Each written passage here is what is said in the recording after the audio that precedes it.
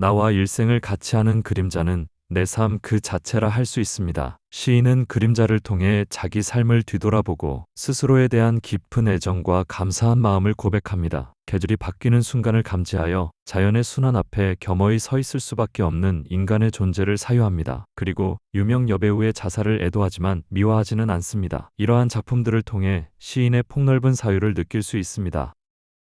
나의 그림자. 영담 정세교. 나의 그림자가 어디론가 바삐 걸어가고 있다. 어디로 가는 것일까? 나의 실제 키보다 훨씬 줄어든 것 같다. 내 삶의 무게를 감당하기 힘들었던 것일까? 아주 작은 나의 그림자. 나의 그림자를 보면 슬퍼진다. 나를 떠나서는 어디에도 간 적이 없다. 불쌍한 나의 그림자. 이제라도 사과를 하고 싶다. 나를 따라다니느라 고생시킨 것 미안하다고, 그동안 수고했노라고. 늦었지만 휴가를 주고 싶다. 나의 그림자에게 푹 쉬었다 오라고 하고 싶다.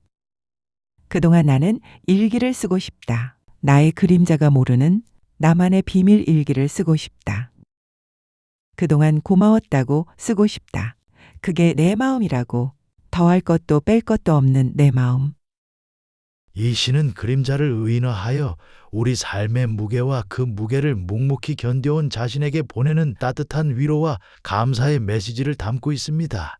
내 그림자가 작아 보였던 것은 내 삶의 고단함 때문이었음을 깨닫고 이제는 그 고생에 대해 사과하고 휴식을 주고 싶어하는 시인의 모습에서 독자들은 자기 자신을 소중히 여기는 마음을 배울 수 있습니다. 그림자가 나를 떠나서는 어디에도 간 적이 없다는 사실은 그림자가 곧 나의 동반자로서의 고단한 삶을 의미함을 시사하며 이제라도 그림자에게 사과하고 싶어 합니다. 이는 자신을 묵묵히 지탱해준 또 다른 자신에게 보내는 뒤늦은 깨달음과 위로입니다. 늦게나마 그림자에게 휴가를 주고 푹 쉬었다 오라고 권합니다. 이는 일상의 고통과 짊어졌던 짐으로부터의 해방, 그리고 자기 자신에게 주는 진정한 휴식을 상징합니다. 그림자가 쉬는 동안 시인은 그림자가 모르는 나만의 비밀 일기를 쓰려 합니다. 이는 타인의 시선이나 자신의 그림자, 즉 과거 또는 짐으로부터 벗어나 온전한 자기만의 시간 속에서 내면을 성찰하려는 의지를 보여줍니다.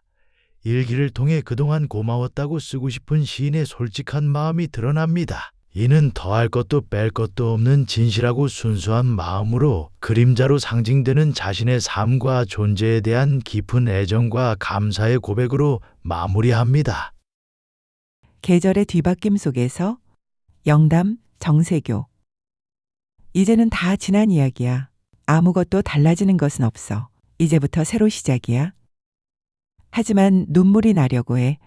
어제 내린 눈물 말을 새 없이 내일은 또다시 찾아오지만 가는 것은 가고 오는 것은 오고 나는 그대로 서 있는데 봄바람은 여름바람이 되고 여름바람은 가을바람이 가을바람은 겨울이 나는 그대로 서 있는데 가고 오는 것 오고 가는 것 봄바람은 겨울로 가고 여름바람은 봄으로 가을바람은 여름 또다시 찾아오는 잊지 않고 찾아오는 아무리 뿌리쳐도 찾아오는 계절, 설레임, 안타까움.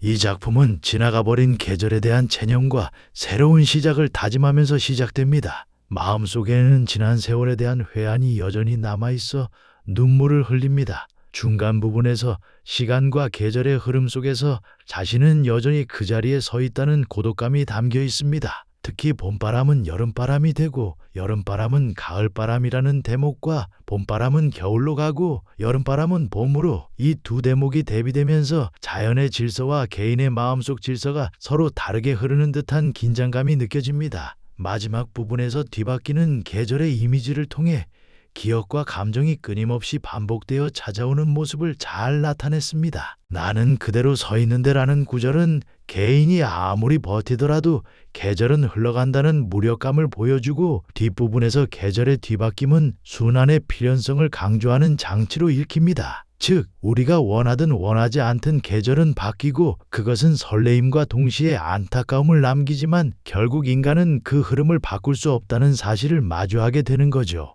이 시는 자연의 순환 앞에서 겸허히 서 있는 인간의 자리를 사유하는 시로 볼 수 있습니다. 당신이 떠나신 뒤에도 영담 정세교. 당신 그리 떠나신 뒤 나는 몸뚱이만 남아 몸부림치고 발버둥치고. 하지만 내가 할 수 있는 건 그대 그리는 것뿐.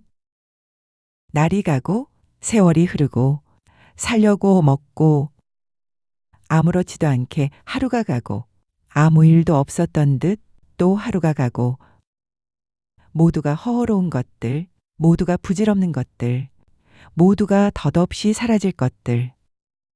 당신이 떠나신 뒤에도 나는 당신이 떠나신 뒤에도 숨 쉬고 당신이 떠나신 뒤에도 먹고 마시고 그렇게 아무렇지도 않게 또 한 하루를 보냈답니다.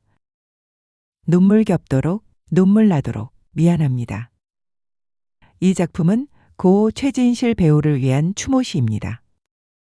2008년 10월 2일 당시 대중문화 아이콘이었던 고 최진실 씨가 인터넷 악플 등에 참을 수 없어 자살이라는 극단적 선택을 했습니다.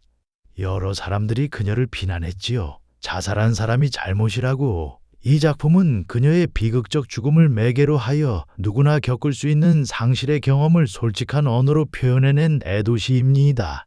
이 작품의 특징은 애도의 시이자 동시에 생존의 시라 할 수 있습니다.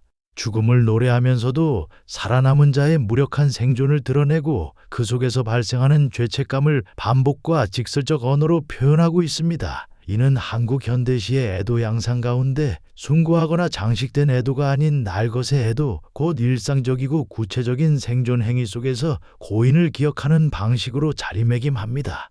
특히 당신이 떠나신 뒤에도라는 반복을 통해 죽음과 삶의 불가피한 간극을 리드마한 점도 돋보입니다. 이 작품은 한국 애도 문학의 맥락 속에서 볼 때 상징적 숭고한 애도보다는 일상적 고백적 애도에 속합니다. 기영도의 빈집과 비교하면 부재 대신 생존에 집중한다는 점에서 김수영의 애도시와 대비하면 사회적 의미 대신 개인적 고백에 집중한다는 점에서 차이가 납니다.